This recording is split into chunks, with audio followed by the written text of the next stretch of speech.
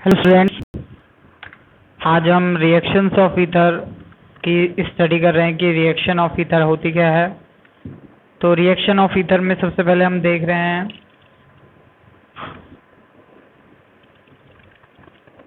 कि ether are least reactive of the functional group, कि ether कम रिएक्टिव फंक्शनल ग्रुप है and the cleavage of CO bond in ether takes place under drastic condition with excess of hydrogen halide। और जो CO bond टूटता है ether में तो एक ड्रेस्टिक कंडीशन में टूटता है और हाइड्रोजन हैलाइड्स की अधिकता में टूटता है। अब हम बात करेंगे the reaction of dialkyl ether gives 2 alkyl halide molecule, कि जो रिएक्शन है डाई एल्किल ईथर की उससे 2 एल्किल हैलाइड के मॉलिक्यूल प्राप्त होते हैं। कैसे होते हैं ये देखो कि ROR जब हम ईथर की रिएक्शन कराते हैं डाई एल्किल ईथर की हाइड्रोजन हैलाइड से तो एक मॉलिक्यूल तो हाइड्रोजन जो एल्किल हैलाइड का प्राप्त होता है और दूसरा मॉलिक्यूल अल्कोहल का प्राप्त होता है। फिर जो दूसरा अल्कोहल का मॉलिक्यूल है उसकी जब हम हाइड्रोजन हैलाइड से रिएक्शन कराते हैं तो एल्किल हैलाइड और H2O का मॉलिक्यूल बाहर निकलता है। तो इस तरीके से ईथर के एक मॉलिक्यूल से हमें 2 एल्किल हैलाइड प्राप्त होते हैं। फिर हम बात करें कि alkyl aryl ether are cleaved at the alkyl oxygen bond due to the more stable aryl oxygen bond. Means हम बात करें कि जो एल्किल एरिल ईथर में जो एल्किल ऑक्सीजन बॉन्ड है वो जल्दी टूट जाता है, क्योंकि जो और मोर स्टेबल जो एरिल ऑक्सीजन बॉन्ड है वो नहीं टूटता। तो जैसे कि हम बात करें ये जो एल्किल एरिल ईथर में ये जो वाला बॉन्ड है, ये वाला बॉन्ड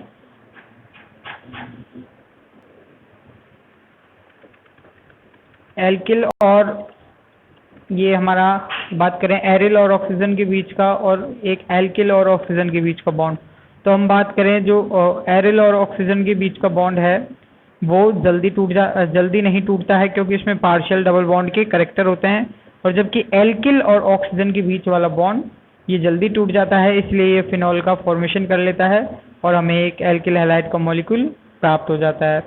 अब इसी की तरह हम आगे बात करते हैं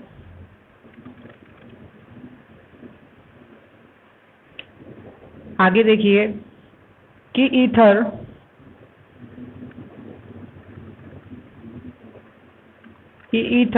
with 2 different alkyl group are also cleaved in the same manner। जो ईथर है वो भी उसमें भी जो अलग अलग एल्किल ग्रुप वाले ईथर हैं वो भी इसी तरीके से उनका क्लीवेज करते हैं।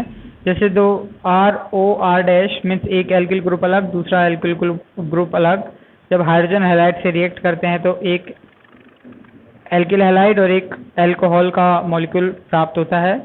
अब हम बात करें कि the order of reactivity of hydrogen halide, जो हाइड्रोजन हैलाइड की रिएक्टिविटी का ऑर्डर देखें इज शोन एज फॉलो।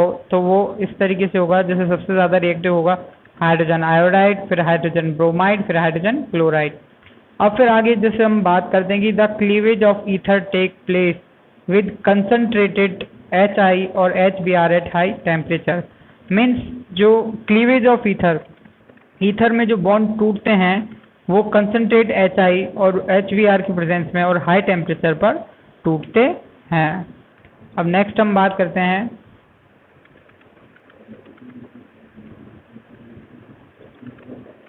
ये जो रिएक्शन है इसकी मैकेनिज्म बहुत इम्पोर्टेंट है, ये हमें पेपर में भी आती है, तो आपको इसे अच्छे से इस मैकेनिज्म को करना है।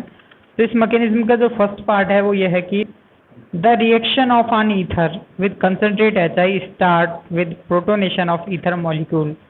मीन्स जब ईथर की हम रिएक्शन कराते हैं hydrogen halide concentrate hydrogen iodide से तो प्रोटोनेशन को स्टार्ट कर देता है। मीन्स ये जो HI का हाइड्रोजन है वो इस ऑक्सीजन से जाके अटैच हो जाता है, जैसे यहाँ हो गया, और जो आयोडीन है वो अलग हो जाता है यहाँ पे, और एक प्रोटोनेटेड जो मॉलिक्यूल है ईथर का उसका फॉर्मेशन कर लेता है। तो हम बात करें कि the reaction take place with HBr and HI because, और ये रिएक्शन HBr और HI की प्रेजेंस में इसलिए होती है क्योंकि these reagent are sufficiently acidic. क्योंकि ये रिएजेंट है जो सफिशिएंटली एसिडिक हैं। तो एक जो शॉर्ट क्वेश्चन है तो वो भी इसी से निकलता है कि भाई HBr और HI की प्रेजेंस में ही क्यों होता है, H2SO4 या HCl के प्रेजेंस में क्यों नहीं होता, क्यों? क्योंकि भाई यही जो सफिशिएंटली एसिडिक HBr और HI हैं, है ना। जो हाइड्रोजन हैलाइड्स में बात कर रहे हैं ना, तो हाइड्रोजन हैलाइड में HBr और HI ही सफिशिएंटली एसिडिक हैं। और फिर हम बात करें स्टेप 2 में कि iodide is a good nucleophile. Iodide एक गुड न्यूक्लियोफाइल है, अच्छा न्यूक्लियोफाइल है, और it attacks the least subtitle carbon of the oxonium ion form in step first and displace on alcohol molecule by SN2 mechanism. Means हम बात करें कि iodine एक अच्छा न्यूक्लियोफाइल है और ये अटैक करता है कम लीस्ट सब्स्टिट्यूट कार्बन, कम सब्स्टिट्यूट वाले कार्बन पे, कम योग वाले कार्बन पे, और ऑफ द ऑक्सोनियम आयन, जो कि ऑक्सोनियम आयन का होता है। जैसे कि हम बात करें जो हमारा जो ऑक्सोनियम वाला आयन होता है तो उससे ये रिएक्ट करता है। अब जैसे हम आगे देखें कि ethers in the cleavage of the mixed ether, जब मिक्स्ड ईथर में जब क्लीवेज होता है विद 2 डिफरेंट एल्किल ग्रुप, तो 2 अलग एल्किल ग्रुप्स में, तो the alcohol and alkyl iodide are form. Means जो एक तो एल्कोहल का और एल्किल आयोडाइड का फॉर्म होता है। तो मेन चीज़ यहाँ पे निकल के आती है कि भाई किसमें एल्किल हैलाइड का फॉर्मेशन होगा और किसमें एल्कोहल का फॉर्मेशन होगा, किस एल्किल ग्रुप से। तो ये देखो कि तो it depend the nature on the alkyl group. तो ये एल्किल ग्रुप के नेचर पे डिपेंड करता है कि व्हेन प्राइमरी और secondary alkyl group are present, कि जब प्राइमरी और सेकेंडरी एल्किल ग्रुप प्रेजेंट हो तो it is the lower alkyl group. जब प्राइमरी और सेकेंडरी, ध्यान रखना कि जब प्राइमरी और सेकेंडरी एल्किल ग्रुप प्रेजेंट हो तो प्राइमरी और सेकेंडरी में से जो लोअर वाला है, मीन्स जो प्राइमरी है वो एल्किल ग्रुप वो फॉर्म करेगा एल्किल आयोडाइड प्राइमरी वाला, और जो सेकेंडरी वाला है वो एल्कोहल फॉर्म करेगा। क्यों? क्योंकि जो प्राइमरी है, प्राइमरी में SN2 मैकेनिज्म होती है। ओके, तो ये ध्यान रखना है इस रिएक्शंस को।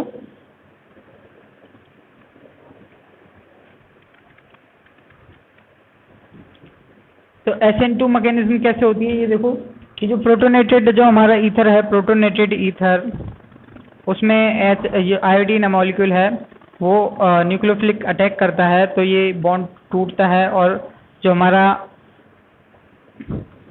एक इंटरमीडिएट जो बनता है उसमें ये फॉर्मेशन का पूरा हो जाता है। जैसे हम बात करें ये मिथाइल आयोडाइड है ना, तो जो यहाँ पे देखो कि ये प्राइमरी मॉलिक्यूल ये था जो मिथाइल वाला, तो उसी ने ही आयोडीन से अटैक करके और मिथाइल आयोडाइड का फॉर्मेशन किया। और जो सेकेंडरी जो हम बात करें जो मॉलिक्यूल वाला था तो उसने एल्कोहल का फॉर्मेशन किया। मीन्स जो प्राइमरी है उसको प्रेफर करता है, सेकेंडरी को एल्कोहल का फॉर्मेशन करता है। और हम बात करें कि देखो यहाँ पे कि जब HI की एक्सेस कर देते हैं, HI in excess, the reaction is carried out at high temperature. जब HI हाइड्रोजन आयोडाइड की अधिकता होती है और जब रिएक्शन हाई टेम्परेचर पे होती है तो ethanol react with another molecule.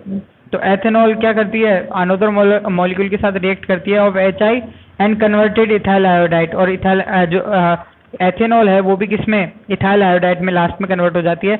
जैसे कि हमने प्रीवियस अपने इसमें रिएक्शन में देखा था कि जो एल्कोहल वाला मॉलिक्यूल है वो भी हाइड्रोजन हैलाइड से रिएक्ट करके जो एल्किल आयोडाइड में कन्वर्ट हो जाता है। तो वही रिएक्शन यहाँ पे उसने मैकेनिज्म में भी बताया है।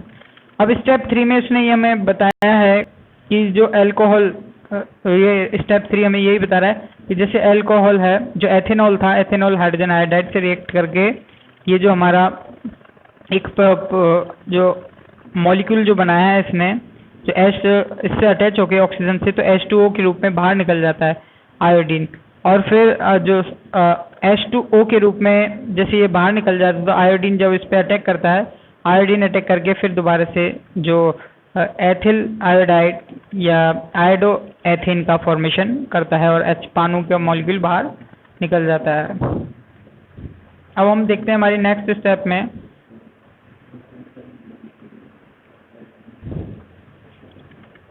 इसी मैकेनिज्म में, ये मैकेनिज्म काफ़ी बड़ी है और एग्ज़ाम के लिए बहुत इम्पोर्टेंट है। अब यहाँ देखो कि how ever one alkyl group is tertiary and the halide form tertiary halide. अगर एक एल्किल ग्रुप टर्शरी हो तो उस सिचुएशन में हमेशा टर्शरी हैलाइड का फॉर्मेशन होगा, जबकि हमने पहले वाली रिएक्शन में पढ़ा था पहले मैकेनिज्म में कि जब एक प्राइमरी हो और एक सेकेंडरी हो तो प्राइमरी हैलाइड का फॉर्मेशन होगा। लेकिन यहाँ पे ये बोल रहा है कि भाई जब टर्शरी और प्राइमरी या सेकेंडरी हो तो हमेशा टर्शरी हैलाइड का फॉर्मेशन होगा। क्यों? It is because step 2 of the reaction is departure of the leaving group. ये लिविंग ग्रुप पे क्या होगा? जो CH3OH डिपार्चर होगा एंड मोर स्टेबल क्या होता है? कार्बोकैटायन का फॉर्मेशन होता है। मोर स्टेबल ये जो मॉलिक्यूल होता है स्टेबल कार्बोकैटायन का फॉर्मेशन करता है। तो ड्यू टू स्टेबिलिटी जो रिएक्शन हो जाती है वो SN1 मैकेनिज्म वाली हो जाती है। तो इसीलिए जो हमेशा किसका फॉर्मेशन होगा? ये जो हमारा बात करें तो टर्शरी हैलाइड का फॉर्मेशन होगा और जो प्राइमरी सेकेंडरी अल्कोहल का फॉर्मेशन करेगा जो मॉलिक्यूल है। अब इसी में इसकी और मैकेनिज्म देखते हैं। जैसे एक फेनिल हो और दूसरा एल्किल ग्रुप हो तो उस सिचुएशन में क्या होगा?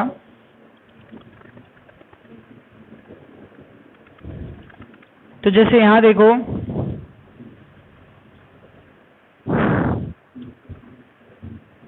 कि in the case of anisole, अगर एनिसोल की बात करें मिथाइल फेनिल ऑक्सोनियम आयन, तो उसमें मिथाइल फेनिल ऑक्सोनियम आयन जिसमें हाइड्रोजन अटैच है ऑक्सीजन से, तो इसमें देखो कि C6H5 और CH3 is form by the protonation of the ether and the bond between OCH3 is weaker than the bond between OC6H5 because of the carbon phenyl group sp2 hybridize and there is partial double bond character.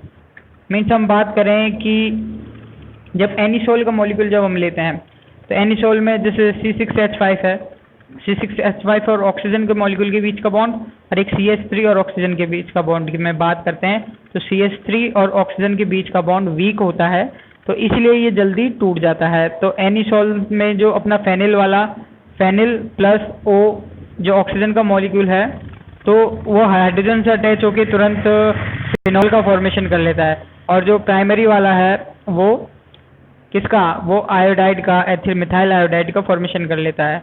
अब जो भाई phenyl में और oxygen के जो बीच का bond है phenyl में तो वो क्यों नहीं टूटा? वो इसलिए नहीं टूटा क्योंकि उसमें पार्शियल डबल बॉन्ड के कैरेक्टर आ जाते हैं एरिल ग्रुप होने के कारण, एरोमेटिक रिंग होने के कारण, तो इसलिए वो टूटता नहीं है, वो स्टेबल होता है और ऑक्सीजन और एल्किल ग्रुप वाला मिथाइल वाला ही बॉन्ड टूटता है। तो यही रीज़न दिया है। और उसके बाद हम बात करें जो इसी की जो मैकेनिज्म थी टर्शरी वाले की, तो उसकी मैकेनिज्म हमको याद ही है कि 2 स्टेप SN1 जो मैकेनिज्म है वो 2 स्टेप मैकेनिज्म होती है। तो जैसे टर्शरी वाला है तो ऑक्सीजन के अटैच होते ही ये फर्स्ट स्टेप में जो स्लो होता है कि उसमें कार्बोकैटायन का फॉर्मेशन होता है और सेकंड स्टेप में कार्बोकैटायन पे न्यूक्लियोफिलिक का अटैक होता है जो फास्ट होता है, तो ये तुरंत इससे अटैक होके टर्शरी एल्किल आयोडाइड बना देता है। अब हम बात करते हैं हमारी और जो रिएक्शन है ईथर से रिलेटेड।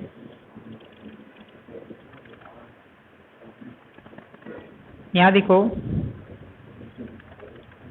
ये वही हमें बता रहा है कि therefore attack of iodine ion break OCH3 bond to form CH3I, तो phenol do not react further to give alkyl halide because sp2 hybridizes the carbon, तो phenol can not undergo the nucleophilic substitution needed to conversion of halide. Means हम बात करें जैसे इसमें एक जो anisole में जब हमने रिएक्ट कराया था तो एक मॉलिक्यूल मिथाइल आयोडाइड का और फिनॉल का फॉर्मेशन होता है, तो फिनॉल दोबारा से सब्स्टिट्यूट डायरेक्शन में नहीं जाता है क्योंकि फिनॉल में बॉन्ड क्या है? बॉन्ड स्ट्रॉन्ग है, तो वो टूटकर जो हम बात करें आयोडोबेंजीन का फॉर्मेशन नहीं करता है ना, तो वो फिनॉल का फिनॉल ही रहता है क्योंकि उसमें बॉन्ड स्ट्रॉन्ग है, तो वो चेंज नहीं होता है। तो यही हमें बता रहा था। अब जो नीचे एग्जाम्पल है MCQs हैं हमारे बुक के, वो देखिए।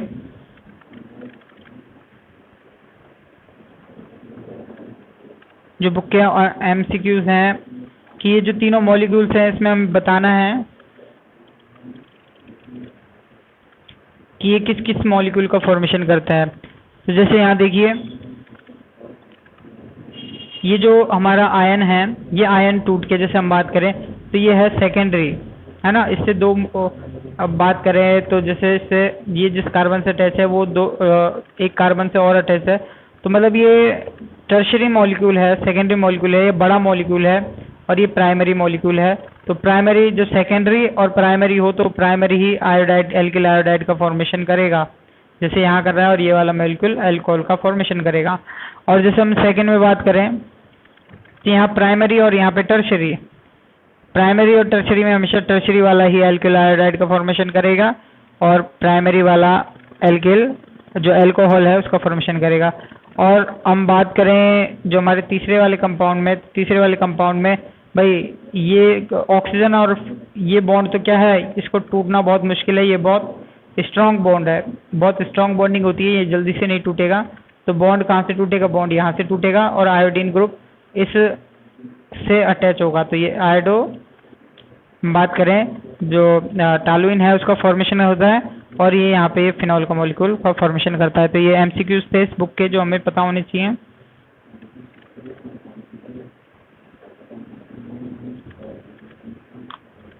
फिर इसके बाद जो इलेक्ट्रोफिलिक सब्स्टिट्यूशन जो रिएक्शंस आती हैं उसको देखते हैं कि इलेक्ट्रोफिलिक सब्स्टिट्यूशन रिएक्शन क्या होती है।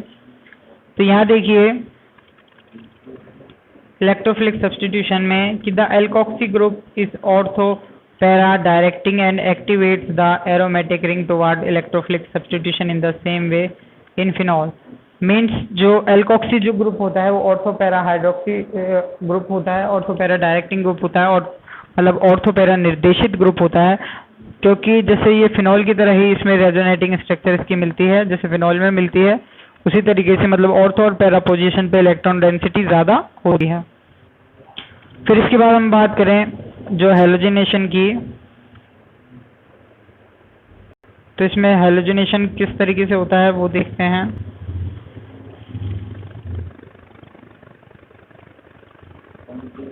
तो यहाँ देखिए कि halogenation of phenyl alkyl ether undergo as usual halogenation in benzene ring. मतलब जो हैलोजिनेशन है उसको बेंजीन रिंग प्रभावित करती है। जैसे हम बात करें कि एनिसोल अंडरगो ब्रोमिनेशन, एनिसोल का जब हम ब्रोमिनेशन करते हैं विद ब्रोमीन के साथ एथेनोइक एसिड की प्रेजेंस में, है ना, an absence of the iron bromide, मतलब जो FeBr3 जो कि हमारा बात करें एक FeBr है जो लुईस एसिड की तरह काम करता है, तो ऐसे कैटलिस्ट तो उसकी एब्सेंस में करना है ये सब। अब हम बात करें कि it is due to the activation of the benzene ring by the methoxy group, तो मेथॉक्सी ग्रुप से जो रिंग का एक्टिवेशन हो जाता है and para isomer obtain in 90% yields, मतलब जो पैरा आइसोमर है वो मेजर प्रोडक्ट के रूप में फॉर्म होता है। तो एनिसोल में जब हम ब्रोमिनेशन करते हैं तो पी ब्रोमो मतलब para bromo anisole major product के रूप में फॉर्म होता है और माइनर प्रोडक्ट के रूप में ऑर्थो ब्रोमो एनिसोल का फॉर्मेशन होता है। और फिर नेक्स्ट रिएक्शन है हमारी नाइट्रेशन की। नाइट्रेशन में देखते हैं कि नाइट्रेशन में क्या होता है कि फिडेलक्राफ्ट reaction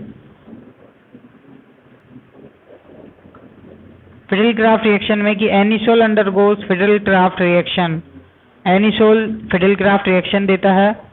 alkyl and acyl group are introduced to ortho and para position by the reaction with the alkyl halide and acyl halide in the presence of anhydrous aluminium chloride Lewis acid as catalyst. Means हम बात करें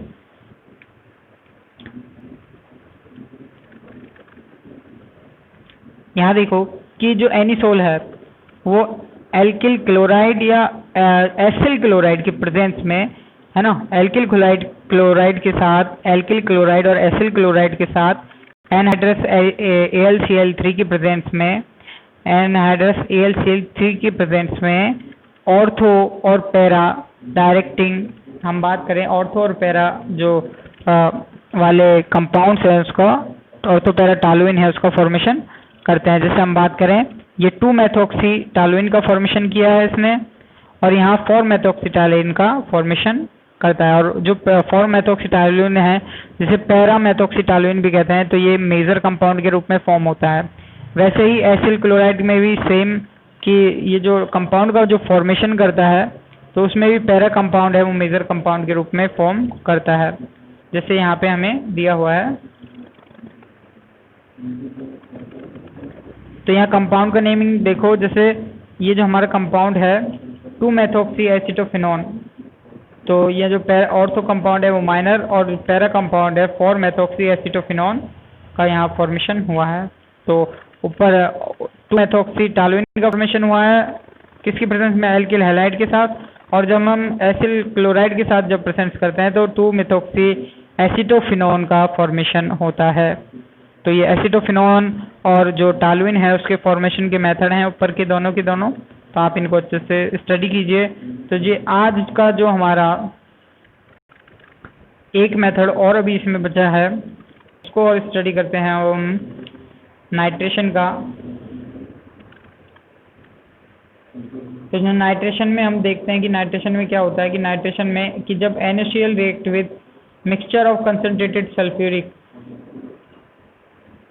means जब anisole react करती है mixture of concentrate sulphuric acid या nitric acid के साथ, तो mixture of ortho para nitro anisole का फॉर्मेशन होता है। जैसे H2SO4 की प्रेजेंस में HNO3 के साथ कंसंट्रेट के साथ रिएक्शन करती है तो 2-नाइट्रो एनिसोल जो माइनर प्रोडक्ट में मतलब ortho nitro anisole minor product में, और 4-नाइट्रो एनिसोल मेजर प्रोडक्ट में मतलब para nitro anisole major product के रूप में फॉर्मेशन होता है। तो ये तो थे हमारे जो ईथर था इसकी कंप्लीट रिएक्शंस थी। तो आप ईथर ये टॉपिक कंप्लीट हुआ। फिर इसके बाद हम अपनी नेक्स्ट यूनिट एल्डिहाइड कीटोन और कार्बोक्सिलिक एसिड स्टार्ट करेंगे।